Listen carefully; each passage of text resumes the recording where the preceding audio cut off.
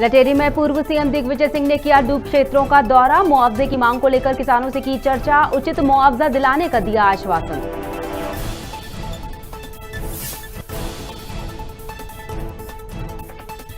मंदसौर में ओवरब्रिज बन रहा दुर्घटनाओं का कारण, करोड़ों की लागत से बने ब्रिज पर उठे सवाल, कई दिनों से आ गई थी दरारें।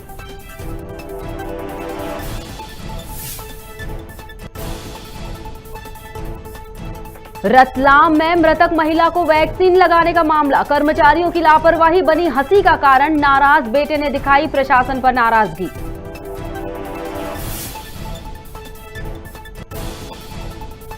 भोपाल में जैन मंदिर से चोरी हुए आभूषण मिले, चोरों ने जंगल में फेंक दिए थे आभूषण, महीने भर पहले ही हुई थी चोरी।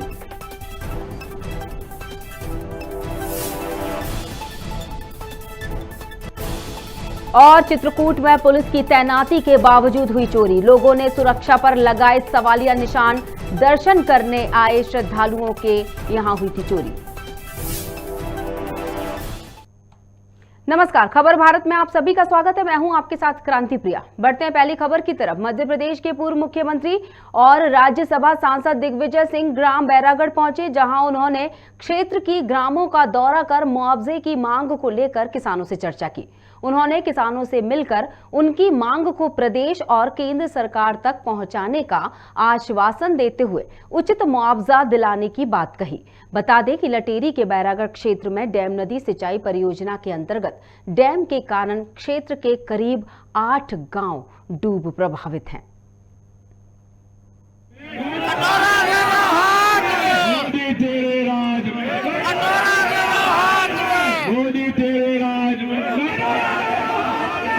बहुत बहुत धन्यवाद। मोदी है तो महंगाई है, मोदी है तो महंगाई है।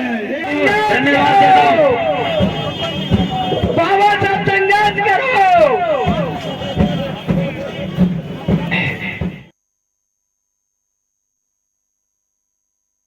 अरे यहाँ के टेम नदी का जो बांध बन रहा है उसकी डूब क्षेत्र की बहुत शिकायतें हैं। एक तो जो मुआवजा की रेट तय की गई है उसमें काफ़ी अंतर है। भोपाल में जहाँ 16 लाख रुपए प्रति हेक्टेयर दिया जा रहा है, तो वहीं विदिशा जिले में केवल 7.5 लाख रुपए हेक्टेयर दिया जा रहा है, जबकि मेड़ से मेड़ लगी हुई है। इसलिए वो करेंगे, हम लोग उसको देखने आए। सर्वे अच्छा नहीं हुआ है, लोगों का हक मारा जा रहा है।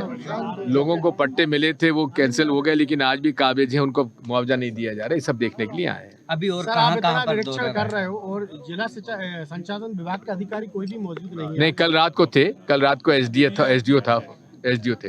अभी इसके सिवा और कहां पर आपके? इस बार हम लोग अब ये आगे जा रहे हैं। पार्वती में सोटेलिया बांध बन रहा है, वहाँ पे कुछ गांव हमारे डूब में जा रहे हैं, उनके लोगों के लिए भी हम लोग वहाँ जा रहे हैं। मंदसौर जिले के शामगढ़ में 28 करोड़ की लागत से बना ओवरब्रिज दुर्घटनाओं का कारण बन गया है, जिसे लेकर सवाल उठ रहे हैं। बताया जा रहा है ब्रिज मानक दृष्टि से सही नहीं है। ब्रिज को लेकर पूर्व नगर परिषद अध्यक्ष एवं भाजपा नेता जगदीश सोनी ये बता रहे हैं कि ओवरब्रिज पर अभी तक 11 एक्सीडेंट हो चुके हैं। तिराहा ओवरब्रिज की जगह ठेकेदार के द्वारा सकरा और चौड़ीकरण न होने से ये हादसे होते हैं। सवाल ये है कि विवादों और सुर्खियों में रहे इस ब्रिज में कई दिनों से दरारें भी आ गई थी, तो फिर देखरेख कैसे हो रही थी? ये ओवरब्रिज जो बना है शामगढ़ में, इसमें एक तो सकड़ा बहुत है। सकड़ा का मतलब ये है कि जैसे आपने मंदसौर का ब्रिज देखा है, देवास के ब्रिज भी आपने देखे हैं, ओवर ब्रिज कितने शानदार और एक जैसे बिल्कुल बने हुए हैं। ये जगह मैं मानता हूँ कि टर्न की वजह से मान लो टर्न है, लेकिन वो जो मकड़ावन से शामगढ़ की ओर जो रोड आ रहा है और शामगढ़ से जो सुहासरा के और रोड जा रहा है, वो जो तिराया है, उस जगह अचानक अभी तक ये ओवर ब्रिज बनने के बाद 11 एक्सीडेंट तो हो चुके हैं छोटे में। और उस पर न तो मतलब एकदम उधर से कोई आता है बाइक लेके तो इधर जाने वाला भी फास्ट जाता है, उधर से फास्ट चलता है, तो नज़र नहीं आने के कारण एक्सीडेंट की बहुत ज़्यादा संभावना है। और ब्रिज जैसा मैंने मंदसौर देखा है, देवास देखा है, आपने भी देखे हैं, उससे बहुत सकड़ा ब्रिज मुझे लगता है। और चलिए इस खबर पर अब हम चर्चा करते हैं। हमारे साथ जुड़ चुके हैं मंदसौर से संवाददाता शुभम चौहान। शुभम, जिस तरह से इस ब्रिज को लेकर अभी हम सुन रहे थे, बीजेपी नेता खुद बता रहे हैं, जगदीश सोनी उनका नाम है, कि किस तरह से चौड़ीकरण नहीं है, दरअसल ब्रिज सकरा है, इसलिए ये दुर्घटनाएं हो रही हैं लगातार और 11 एक्सीडेंट हो चुके हैं। इसके बाद भी क्या आवाज सरकार तक नहीं पहुंचती? गलती किसकी है? क्रांति प्रिया, मैं आपको बताना चाहूंगा कि मंदसौर जिले के सामगढ़ में जो ब्रिज बना हुआ है 28 करोड़ की लागत से बना हुआ है, जिसमें कई तरह के सवाल खड़े हो रहे हैं यहाँ पर। लेकिन मानक दृष्टि से सही वही इस ब्रिज को लेकर पूर्व नगर परिषद अध्यक्ष भाजपा नेता जगदीश सोनी ने भी बताया कि ओवर ब्रिज अभी तक 11 एक्सीडेंट हो चुके हैं। ये इसमें ठेकेदार की बड़ी लापरवाही बताई जा रही है और ये इनका ये कहना है कि चौड़ीकरण अगर पहले ही अगर सही से अगर इसकी नफ्ती वगैरह की जाती तो ये आज देखने को नहीं मिलता। जी, और इसमें अभी तक 11 एक्सीडेंट हो चुके हैं। जी बिल्कुल, क्या कहना है लोगों का? गलती इंजीनियर की है, भ्रष्टाचार का एक और बड़ा मामला, लोगों की जान जोखिम में है, यानी अब जो भी उस ब्रिज से निकलेगा, उस ब्रिज से निकलते वक्त शायद जान हथेली पर लेकर निकल रहा है। जी, ये कहीं न कहीं एक बड़ी लापरवाही है इनकी। अगर यही अगर इसमें पहले अगर ये सूझबूझ अगर ध्यान से अगर देखा जाता तो कहीं अगर एक बड़ी घटना को चुनौती दे रहे हैं। इसकी खामियाजा आम जनता भुगत रही है जो इधर से निकलती है वहां से। बिल्कुल। शुभम, जिम्मेदारों का क्या कहना था? आपने उनसे अगर बात की है, उनसे सवाल की गई तो जिम्मेदारी में पल्ला झाड़ते हुए देखिए इसमें कहीं न कहीं एक प्रश्न चिन्ह खड़ा होता है, जिसमें ठेकेदार की बड़ी लापरवाही बताई जा रही है। या भी अगर बात की जाए तो भाजपा के जगदीश सोनी ने भी बताया है कि एक ये अगर इनके ये पहले ही बात की जाए जिससे कि कहीं न कहीं एक बड़ी चुनौती हासिल हो रही है जहां आम जनता को भुगतना पड़ रहा है। जी बिल्कुल शुभम, देखा जाए तो बीजेपी की सरकार और बीजेपी के नेता जगदीश सोनी ही ये आवाज उठा रहे हैं। जब पक्ष की ही आवाज नहीं पहुंच पा रही है तो विपक्ष क्या कह रहा होगा इस मामले में, क्या ये जानने की भी कोशिश की हमने? जी जरूर, ये एक बड़ी सार्वजनिक बात है। इसमें कहीं न कहीं एक प्रश्न चिन्ह खड़ा होता है, जैसे ये ब्रिज बनने के बाद काफी विवादों और सुर्खियों में रहा है। हाल यही खामियाजा ये आम जनता को भुगतना पड़ रहा है, जिसमें 11 एक्सीडेंट भी हुए और इसके अलावा भी एक बड़ी चुनौती सामने देखने को मिल रही है। प्रिया जी बिल्कुल, तमाम जानकारी के लिए बहुत बहुत शुक्रिया शुभम।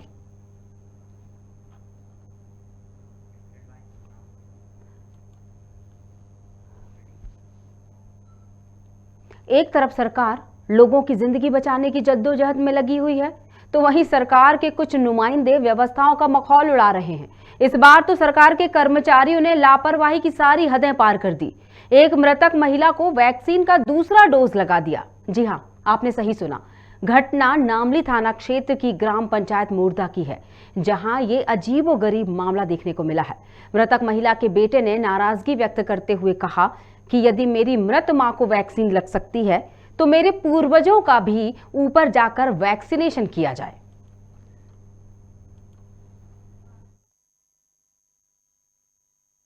मेरी मम्मी की अक्टूबर में डेट हो गई थी, जिसके बाद कल दोपहर को मेरे को 2 बजे मैसेज आया कि वैक्सीन लग गया।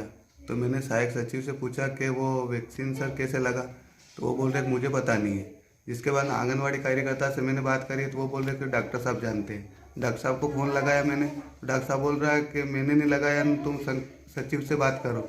जब डॉक्टर साहब मैंने बोला कि मैं आपकी शिकायत आगे करूँगा, तो उन्होंने बोला कि आपसे जहाँ करना हो वो कर लो, मैं किसी से नहीं डरता हूँ। ये बात करी उन्होंने। तो मतलब लगे कि मरे हुए का आपका मरे हुए व्यक्ति का वैक्सीन ऊपर जाके डॉक्टर साहब लगा सकते हैं, तो मेरे पूर्वज बोध हैं ऊपर, तो मैं उनके लिए वैक्सीन लगवाना चाहता हूँ।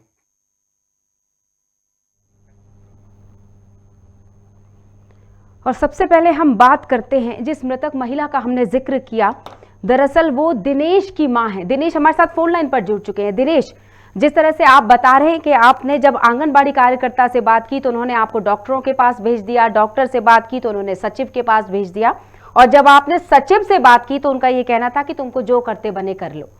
क्या था पूरा माजरा, कैसे ये बात निकलकर सामने आई कि एक मृतक महिला जो आपकी मां है उनको वैक्सीन लगने की बात आई?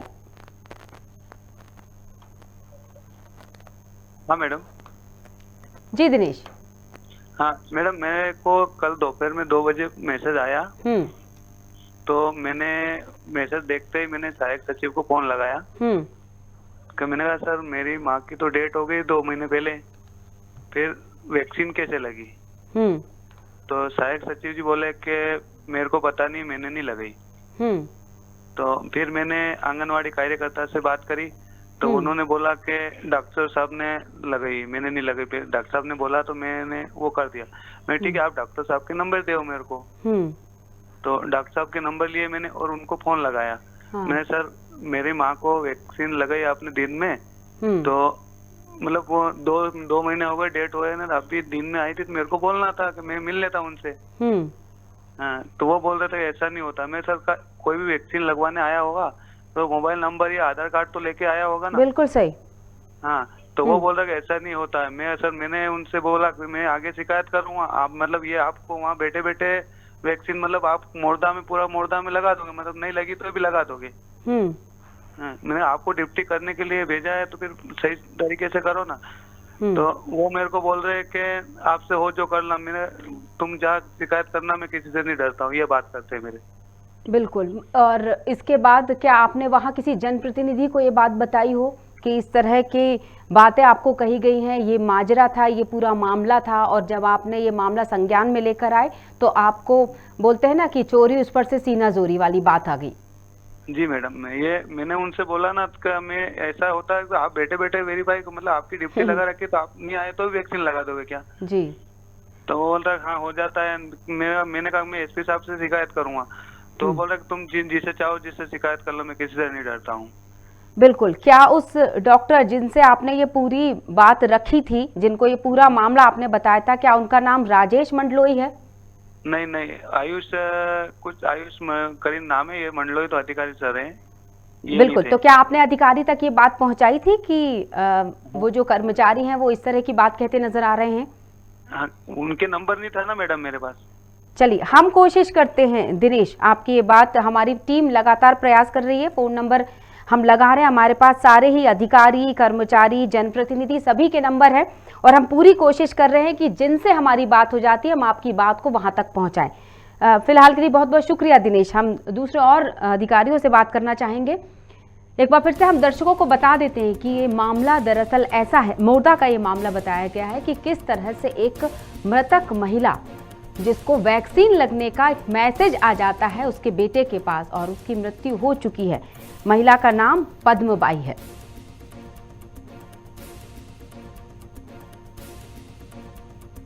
बता दें दर्शकों को, आप जो खबर सुन रहे हैं रतलाम से ये खबर है। रतलाम के पास मोरदा है और मोरदा का ये मामला बताया गया है। फिलहाल हम जिनसे बात कर रहे थे वो मृतक महिला के बेटे थे दिनेश, और मृतक महिला का नाम बाकायदा हम स्क्रीन पर दिखा रहे हैं। उनका आधार कार्ड भी शो हो रहा है। आधार कार्ड में, जैसा कि हम सभी जानते हैं, हमारी पूरी डिटेल होती है आधार कार्ड में, नाम, हमारी जन्म तारीख होती है और जन्म तारीख के साथ ही उस मृत्यु प्रमाण पत्र भी लगाया होगा दिनेश ने। ये भी पूरी तरह से क्योंकि दिनेश से ही हमारी चर्चा हो रही थी, दिनेश ने सारी चीज़ें बताई जब अधिकारी और कर्मचारियों को कि इस तरह का मामला था और इस तरह का जब मैसेज उनके पास आए, और एक जागरूक नागरिक होने के नाते दिनेश ने तुरंत इस खबर को संज्ञान में लेकर आए जब अधिकारियों के वो, तो अधिकारी बिल्कुल वही बात यहाँ पर चरितार्थ हो गई कि उल्टा चोर कोतवाल को डांटे। वे साफ कहते नजर आए, जैसा कि दिनेश का कहना है कि, और हमारे साथ जनपद सीईओ जुड़ चुके हैं राजपाल जी। राजपाल जी बहुत बहुत स्वागत है आपका। जी धन्यवाद। अब मैं आपके सामने जो मुद्दा रखने जा रही हूं उसको शायद सुनकर आप भी हंसे, क्योंकि ये हंसी का पात्र बन चुका है ये मुद्दा। मामला दरअसल ऐसा है, मोरदा का ये मामला है और मृतक महिला को वैक्सीन लगने की बात सामने आई है। उसके बेटे के पास मैसेज पहुंचा और बेटे ने संज्ञान में भी लेकर आया अधिकारी कर्मचारियों के। लेकिन आपको जानकर आश्चर्य होगा कि डॉक्टर का ये कहना था कि जो गलती हो गई सो हो गई, अब आपको जो करते बने आप कर लीजिए। मतलब उसमें त्रुटि सुधार वाली कोई बात उन्होंने नहीं कही। माफी मांगना तो बहुत दूर की बात है। क्या कहना है आपका इस पर? ये गलत है, अगर इस तरह जवाब किया है तो गलत है, बिल्कुल हम निंदा करते हैं। उसमें एक व्यक्ति के मोबाइल नंबर से 3-3 4-4 एंट्री हो रही थी, मोबाइल नंबर पे एंट्रिया भी हुई है और वैक्सीनेटेड भी हुए हैं। बाय मिस्टेक पोर्टल पर गलत एंट्री होने की वजह से, मैं मानती हूँ ना, मोबाइल की एंट्री होने से संबंधी के पास मैसेज चला गया होगा, उसको हम त्रुटि सुधार करवा लेंगे। राजपाल जी बिल्कुल मानती हूँ मैं। मेरा आपसे आपको फोन लाइन पे लेने का मेरा मकसद ये है कि दिनेश जैसे ऐसे बहुत सारे लोग होंगे। दिनेश तो मान लीजिए एक खाली एक विषय है, मैं अगर ये आपसे कहूं, ऐसे बहुत सारे लोग होंगे जो परेशान हो रहे होंगे। दिनेश ने तो फिर भी तत्परता दिखाई। जिनकी मां का मैं जिक्र कर रही हूँ, मृतक महिला जिन पद्मबाई उनका नाम है, आपको बताना चाहूंगी। अगर ये आप पूरा डेटा देखेंगे तो पद्मबाई की मृत्यु भी आपको उसमें तारीख लिखी होगी, जन्म तारीख भी लिखी होगी, पूरा डेटा होता है। आप तो ये अच्छी तरह समझते होंगे सर, आधार कार्ड, मोबाइल नंबर, सब कुछ होता है। तो इतनी बड़ी अनदेखी कैसे हो सकती है? डॉक्यूमेंटेशन जो होता है वो बहुत महत्वपूर्ण चीज होती है। देखिए मैम, तो ये भी हो सकता है कि गलती से उसका पोर्टल पे एंट्री होगा, इस वजह से हो सकता है। और हमारे पास क्या पोर्टल से ड्यू लिस्ट निकलता है, जिसका 84 दिवस हो जाता है ना, उसको कॉलिंग हम करवाते हैं कि संबंधित को टीका लगा या नहीं लगाए। कभी कभी क्या देखती है ना, 10-10, 12-12 बार, 15-15 बार फोन जाता है ना, आदमी परेशान हो जाता, तो बोल देता है कि हमारे झंझट से दूर हटने के लिए हाँ बोलने लगता है, ऐसे बता देते इसका। बिल्कुल राजपाल जी, अगर मैं आपसे एक सवाल करूं, राजपाल जी बीच में आपको टोकती हूँ, एक सवाल करती हूँ। अगर मान लीजिए हमने आपको गलती बताई प्रशासन की, या मान लीजिए हमने किसी सिस्टम की गलती, बोल देते हैं सिस्टम की गलती अगर हमने बताई, तो क्या आप पलटकर ये बात कहेंगे कि आपसे जो करते बने कर लीजिए? नहीं, बिल्कुल गलत है ना। ऐसी बात कही गई है सर, बताया कि ऐसी बात कही गई है। नहीं, बिल्कुल नहीं, गलत है। इस तरह का जवाब नहीं देना चाहिए। अगर बिल्कुल तो आपको नहीं लगता कि जिनको भगवान का दर्जा दिया जाता है, चिकित्सकों को भगवान का दर्जा दिया जाता है, और जब इस तरह की प्रतिक्रिया धरती के भगवान से एक्सपेक्ट नहीं की जा सकती, स्वीकार योग्य नहीं है, क्या कहेंगे आप?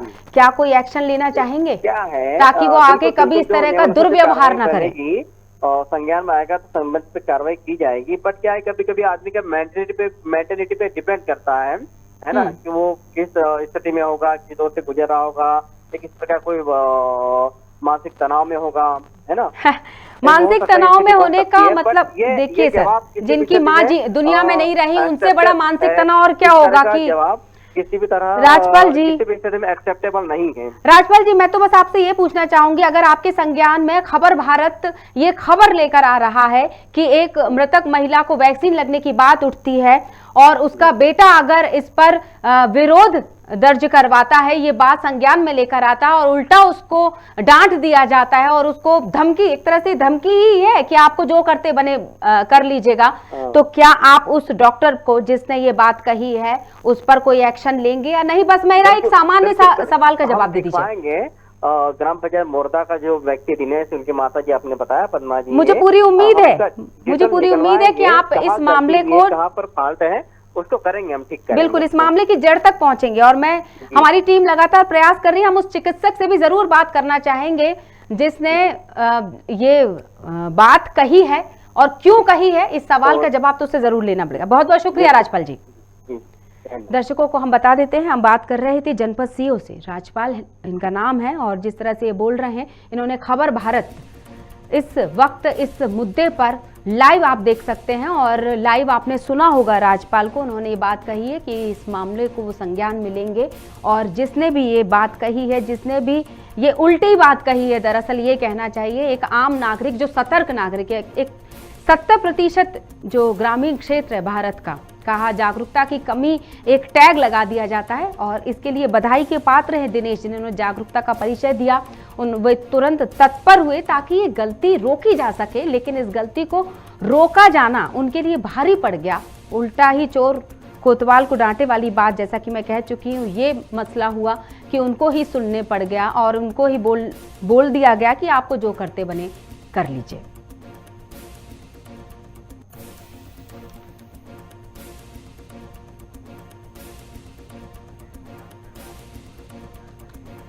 एक और चौंकाने वाली बात आपको बता देते हैं जो स्वास्थ्य अधिकारी हैं नामली से, स्वास्थ्य प्रभारी से हमारी टीम ने बात की। डॉक्टर राजेश मंडलोई उनका नाम है और वो ये बात कहते नजर आए कि उनको इस मुद्दे की कोई जानकारी नहीं, इस मामले की कोई जानकारी नहीं है, यानी ये मामला उन तक पहुंचा ही नहीं। या तो ये सच बोल रहे हैं या झूठ बोल रहे हैं, दो ही बातें होती हैं। अगर सच बोल रहे हैं तो उनको हमारे साथ बात करनी चाहिए थी। जब ये मुद्दा उठा है, दर्शक इसको सुन रहे हैं, इस मुद्दे को लाइव हम जुड़े हुए हैं इस वक्त और उनको इस वक्त हमारे साथ जुड़ना चाहिए था, तो उन्होंने ये कहकर फोन रख दिया कि इस मामले की जानकारी हमें है ही नहीं।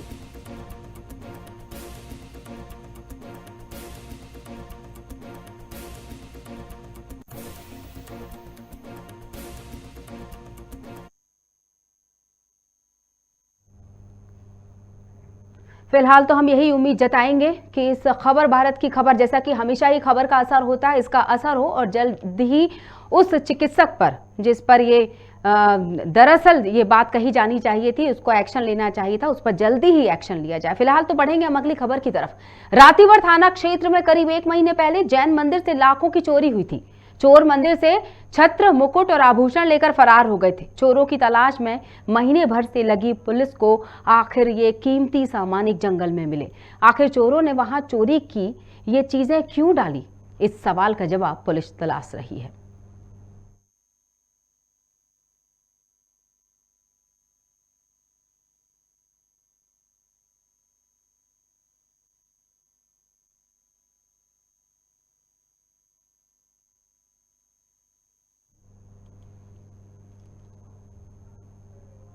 पुलिस कर्मियों की भारी तैनाती के बीच नया गांव थाना क्षेत्र के बिहारी चौक से चोरी हुए वाहन से लोगों ने सुरक्षा कर्मियों पर सवाल खड़े करने शुरू कर दिए। वाहन कौशाम्बी जिले के सराय अकिल से कामदगिरी दर्शन करने आए श्रद्धालुओं की थी।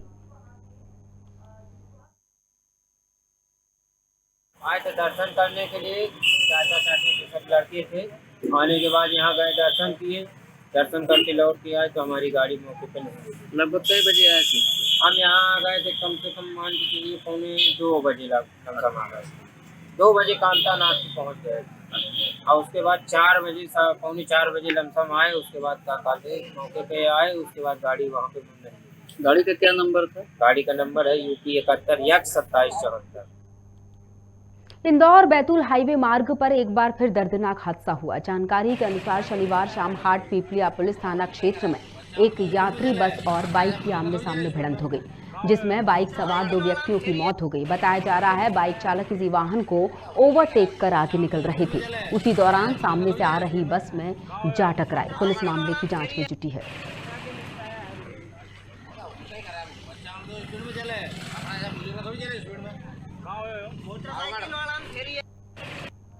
2014 के परिसीमन एवं आरक्षण के आधार पर पंचायत चुनाव करवाना पूरी तरह अवैधानिक है, ये कहना है कांग्रेस प्रवक्ता अजय सिंह यादव का। उन्होंने आगे ये बात भी कही कि पंचायत राज अधिनियम के विरुद्ध बीजेपी सरकार के दबाव में राज्य निर्वाचन आयोग के द्वारा जल्दबाजी में कार्यक्रम जारी किए गए, जबकि न्यायालय द्वारा इस मामले में नोटिस जारी किए जा चुके हैं।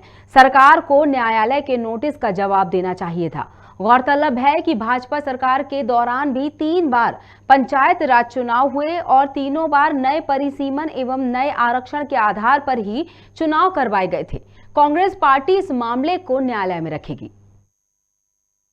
2014 के परिसीमन एवं आरक्षण के आधार पर पंचायत चुनाव करवाना पूरी तरह अवैधानिक है, पंचायत राज अधिनियम के विरुद्ध है। भारतीय जनता पार्टी सरकार के दबाव में निर्वाचन आयोग द्वारा जल्दबाजी में कार्यक्रम जारी किए गए, जबकि न्यायालय में इस मामले में नोटिस जारी हो चुके हैं। सरकार को न्यायालय के नोटिस का जवाब देना चाहिए था। कांग्रेस पार्टी इस मामले को न्यायालय में रखेगी। सरकार द्वारा अवैधानिक कार्य किया जा रहा है। निर्वाचन नए परिसीमन और नए आरक्षण के आधार पर होना चाहिए। आज इलेक्शन कमीशन मध्य प्रदेश ने पंचायत चुनाव इलेक्शन की घोषणा की है। मैं इलेक्शन कमीशन को धन्यवाद देता हूं। मुझे पूर्ण विश्वास है कि इस चुनाव में भारतीय जनता पार्टी के कार्यकर्ता हर पंचायत पर, हर बूथ पर अथक मेहनत के साथ काम कर रहे हैं। सभी कार्यकर्ता जनपद चुनाव से लेकर जिला पंचायत चुनाव में अपनी महत्वपूर्ण भूमिका निभाएंगे। हमारे कार्यकर्ता जो चुनाव लड़ेंगे एक टीम स्पिरिट के साथ लड़ेंगे। लोकतंत्र को मजबूत करने का काम हमारे कार्यकर्ता करेंगे और मुझे पूर्ण विश्वास है कि इस पंचायत के चुनाव में, जिला और जनपद के चुनाव में भारतीय जनता पार्टी के कार्यकर्ता एक इतिहास बनाएंगे। ये कहना है वीडी शर्मा का। जो परिसीमन कांग्रेस ने किया, उस परिसीमन में व्यापक विसंगतियों के साथ, और जहां तक आरक्षण की बात होती है, वो जो आरक्षण है एक नियत समयावधि के दौरान जब तक वो इम्प्लीमेंट नहीं होता तो नेचुरली वो समाप्त हो जाता है। तो शायद कांग्रेस को या तो उसका ज्ञान नहीं है या वो उसके तकनीकी पक्ष में, चूँकि उनको तो जाने की ज़रूरत ही नहीं है, उनको तो केवल आरोप ही लगाना होता है। और पंचायत चुनाव को असंवैधानिक बोल करके पहले दिन से ही उनको भय हार का सताने लगा कि जब चुनावों के अंदर भारतीय जनता पार्टी को जिस प्रकार से समर्थन मिल रहा है तो इन चुनावों में भी उनको जनता उनका हिसाब किताब करेगी, तो वो यही बोल सकते हैं। लेकिन मेरा ऐसा मानना है कि नेचुरली आरक्षण की प्रक्रिया जब समयावधि के दौरान पूरी नहीं होती है तो नेचुरली वो समाप्त होता है, जो हुआ है। मध्य प्रदेश शासन में स्कूल शिक्षा राज्य मंत्री इंदर सिंह परमार के भाई सिद्धनाथ सिंह परमार की पत्नी दुर्गाबाई का 70 साल की उम्र में लंबी बीमारी के बाद निधन हो गया। उनके पार्थिव शरीर को उनके पैतृक गांव पोचानेर में ही गायत्री परिवार द्वारा पंचतत्व में विलीन किया गया, जहां कई गणमान्य नागरिकों ने दिवंगत आत्मा को श्रद्धांजलि अर्पित की।